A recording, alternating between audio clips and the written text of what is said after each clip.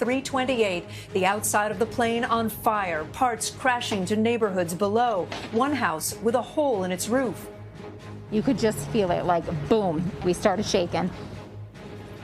The FAA demanding immediate inspections of all United 777s. Desperation in Texas, long lines for supplies, millions still without drinking water, and some with shockingly high energy bills. This man may have to end his retirement to pay off his $16,000 bill. Plus, Senator Ted Cruz now on the front lines after apologizing for his trip to Mexico. A wrenching milestone today, 500,000 Americans have now been killed by COVID. It's historic. People will be talking about this decades and decades and decades from now. Major vaccine sites shut down due to weather delays. How the White House plans to get more out this week. Plus, starting today, one country requires proof of vaccination to enter a gym or hotel. Will that come here? Fighting on, members of the Little Rock Nine who defied hate to integrate schools speak out why their mission of equality in education isn't over. Plus, a reason to celebrate the life-changing news that sent this sheriff's deputy dad jumping for joy. This is NBC Nightly News with Kate Snow. Good evening. Today, we crossed a threshold that would have seemed unfathomable just a year ago. 500,000 Americans, 500,000 people killed by COVID. We'll spend time tonight reflecting on that toll and the individual lives lost. But we begin with that terrifying story in and above Colorado. We're hearing from passengers in the plane who saw this out their window, an engine on fire. And we're hearing from those down below who saw this out their window, giant metal chunks falling from the sky. And late today, United Airlines saying it is grounding 24 of its planes. Megan Fitzgerald is in Colorado with the latest. Mayday, mayday. Tonight, new questions into what caused the terror in the skies. Aircraft just experienced a engine failure, needed to turn immediately. Well, it's terrifying. You could just feel it, like boom, and you could hear it, and we started shaking. An engine failure on a United 777 from Denver en route to Hawaii. 241 people on board. So the engine was on fire and there was smoke coming out of it. So I told my wife that the engine was gone, and she got up and looked out the window and was a little bit panic-stricken. Panic and fear turning into relief. Yay! The plane landed safely, but tonight, a source familiar with the investigation tells NBC News that a fan blade inside the engine broke off. Half of another was gone. And one of those parts separates. It can cause a chain reaction inside that engine nacelle that can really do some damage. Aviation experts say one of the biggest questions is why the exterior structure of the engine flew off.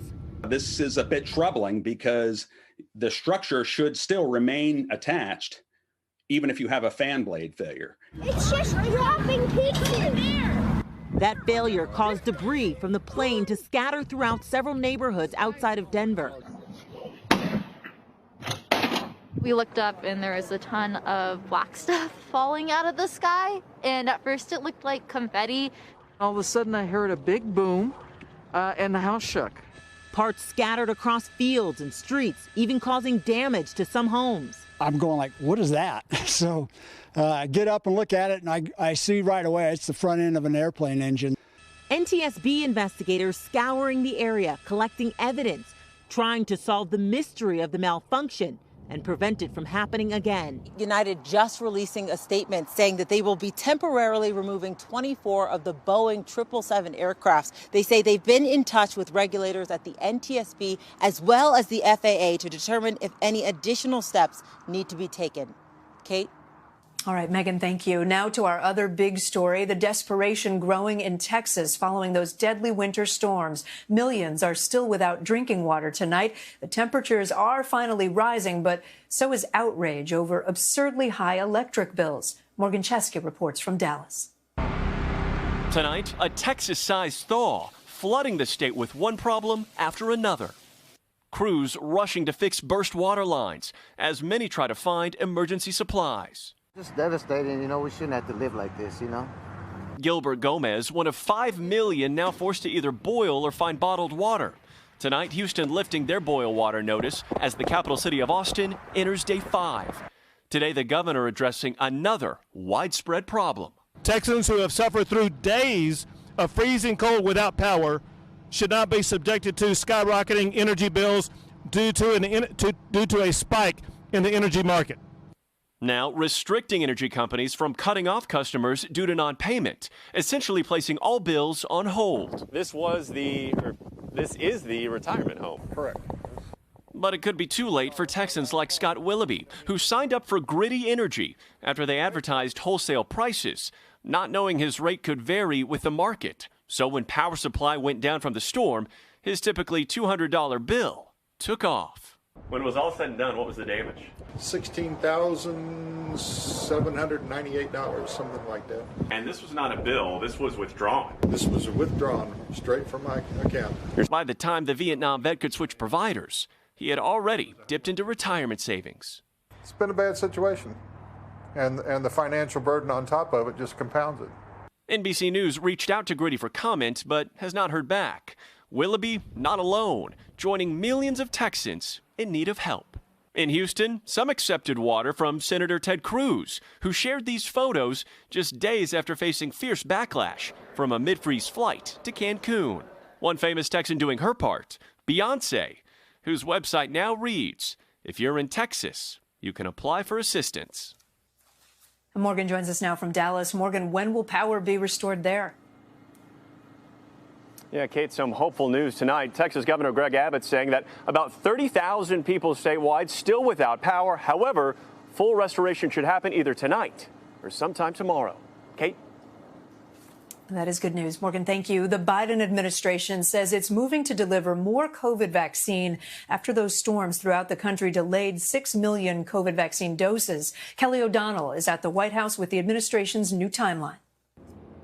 Today at Delaware's Dover Speedway, this slow crawl of cars is a race to vaccinate. We have to get all these people their second doses.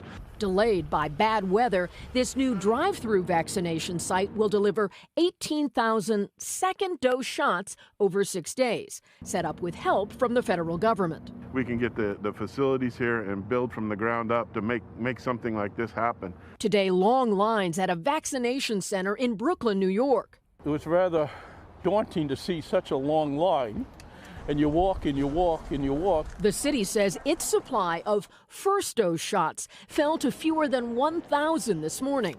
Senate Majority Leader Chuck Schumer says he is pushing the White House. New York needed more vaccines. New York needed communication with the federal government. The Biden administration says distribution is rebounding after severe weather hampered delivery of 6 million doses. We've been able to get about 2 million of those 6 million doses out. We expect to rapidly catch up this week, fill that backlog. Dr. Anthony Fauci says vaccine delays are painful but can be overcome. It is a setback because you'd like to see the steady flow of vaccine getting out there to get into people's arms. But we can play pretty good catch up. Tomorrow, the president's COVID relief plan moves forward in the House. The $1.9 trillion package includes billions for vaccines, schools, the unemployed, and small businesses. But House Republicans say it's too expensive and a giveaway to progressives. We're going to pass $1.9 trillion of additional spending to bail out failed states, to raise the minimum wage. What does that have to do with COVID? Kelly, who will get the checks as part of this plan and how much? Well, lawmakers have just put that in writing, Kate. $1,400 for adults and children qualifying by income. So for individuals earning up to $75,000 a year, for couples earning up to $150,000. So if you do the math, a family of 4 could receive $5,600. And it appears that it will take a few more weeks for this to work its way through Congress before those checks would go out, assuming this does get passed and signed by the president. Kate? All right, Kelly O'Donnell at the White House for us. Kelly, thank you. Now back to that number so large, it's almost impossible to comprehend. Today, we marked 500,000 American lives lost to COVID. That's as many people as the entire population of Atlanta passing away in one single year. But behind each number is a life, each one a painful hole in someone's heart. A beloved nurse who inspired her colleagues. Thank you.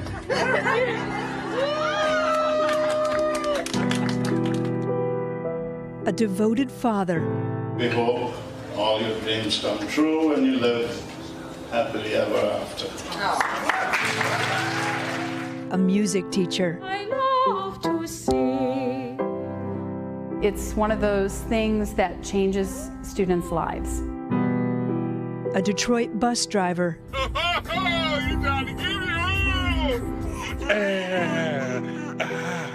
Yeah. Grandfathers who danced with their kids.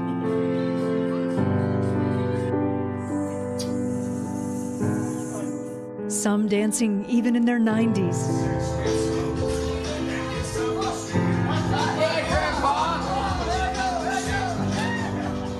A middle school librarian who always kept in touch. I called you back. Call me back. I love you.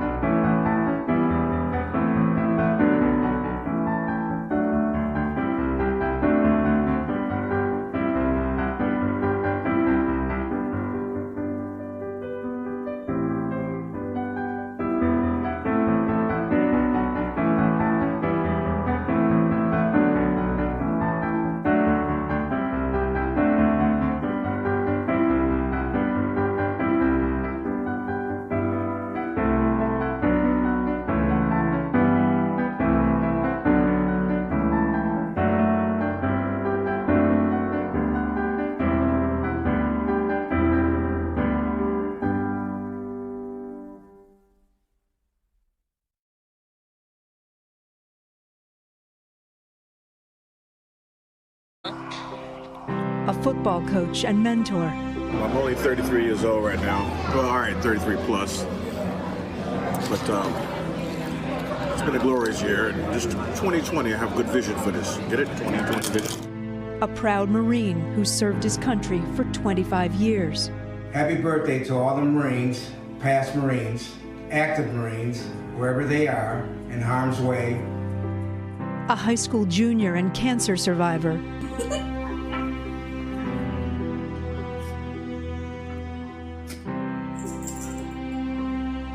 An educator who inspired those going off into the world. Be resilient in life when there's disappointment or failure. Do your best work no matter who's watching.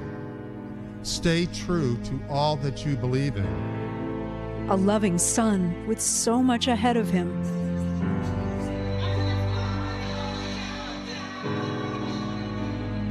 A a grandmother who always kept the faith. From all alone, oh yes, I'm leaning,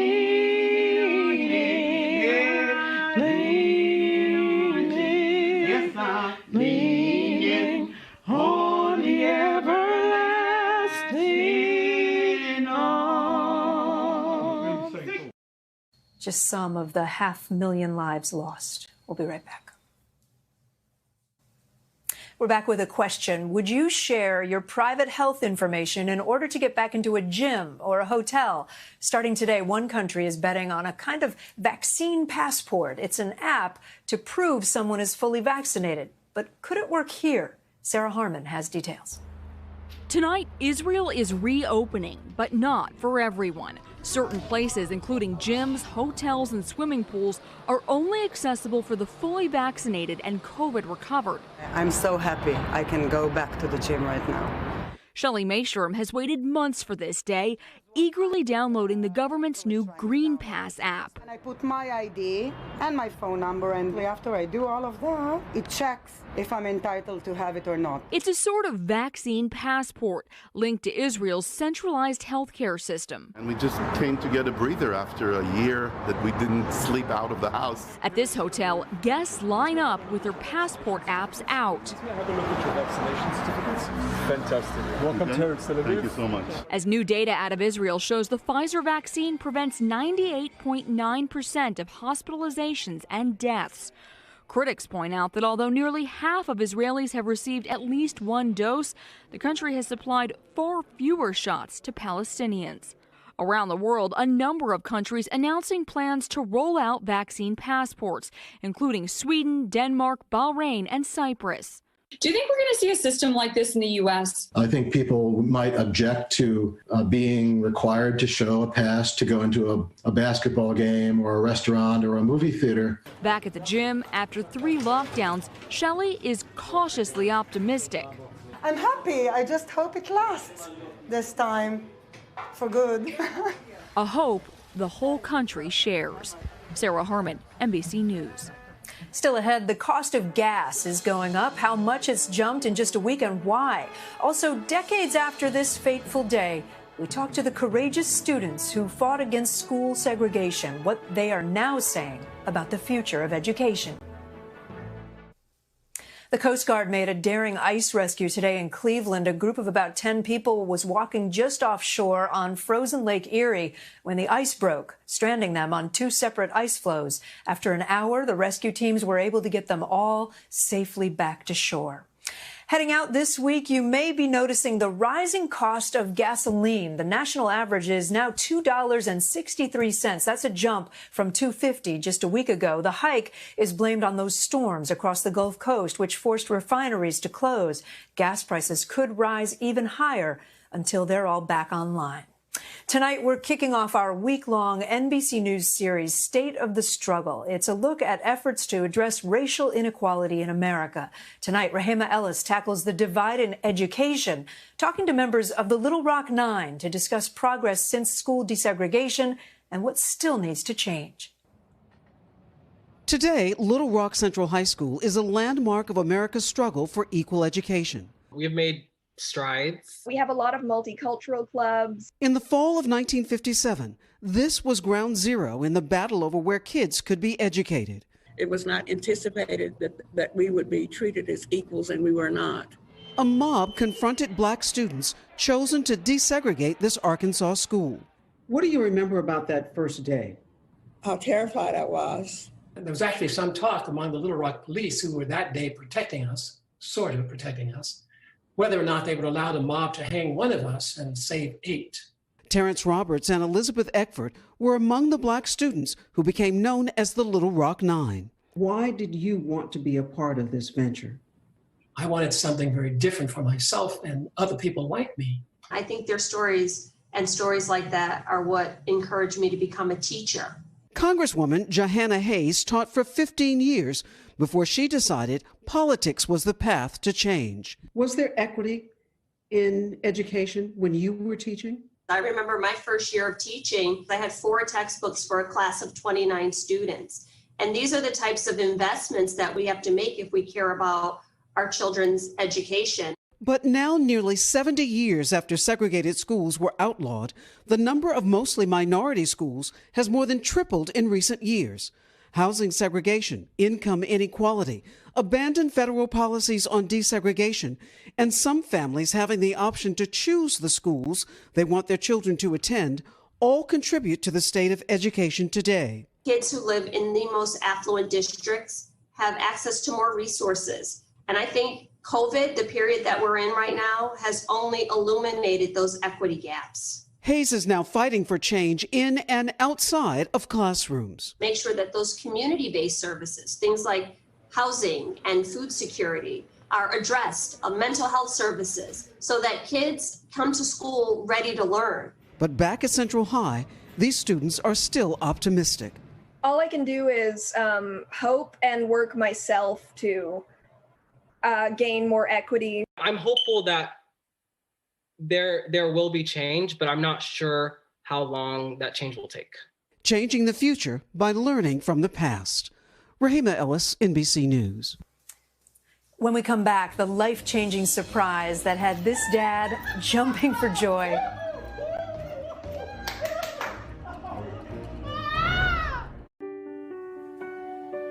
There's good news tonight about fighting for your dreams and the joyous reaction from one dad when his daughter revealed she was on the way to hers.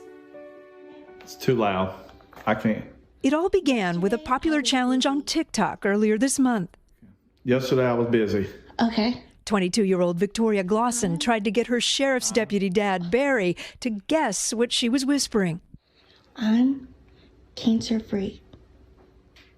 Why don't you write it down? I can't understand. I'm cancer-free.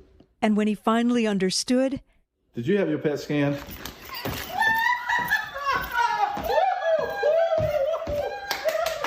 The video, viewed more than 9 million times, captured the joyous end to the North Carolina nursing students' battle against stage 3 Hodgkin's lymphoma. It took me a minute to register. And when she said that she's cancer-free, I lost it. It was awesome. Best news that a parent can ever receive. It was a moment nearly 2 years in the making. Victoria was diagnosed in 2019, right in the middle of nursing school. She chose to become a nurse, inspired by her mom, Samita, and big sister, Jessica. Both are frontline health workers. Like, the first thing I thought of was school. How am I going to do school? Determined to make it through, she never gave up. She says, I am not going to let this cancer take over my life. I am not going to let it change me and what I'm wanting to do, and I want to be a nurse. Her family by her side every step of the way. The community rallying too, throwing her a drive-by parade after a tough round of treatment.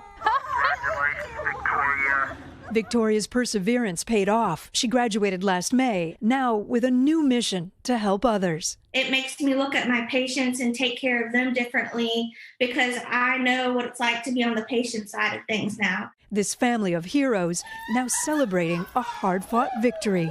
It's definitely united us as a family, and we have learned that those small moments do matter. You know, you don't take that for granted.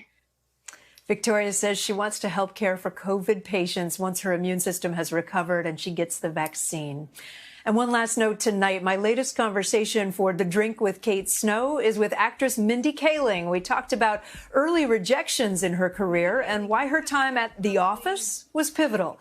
That's at NBCnews.com/The Drink, or you can find it on the NBC Nightly News podcast.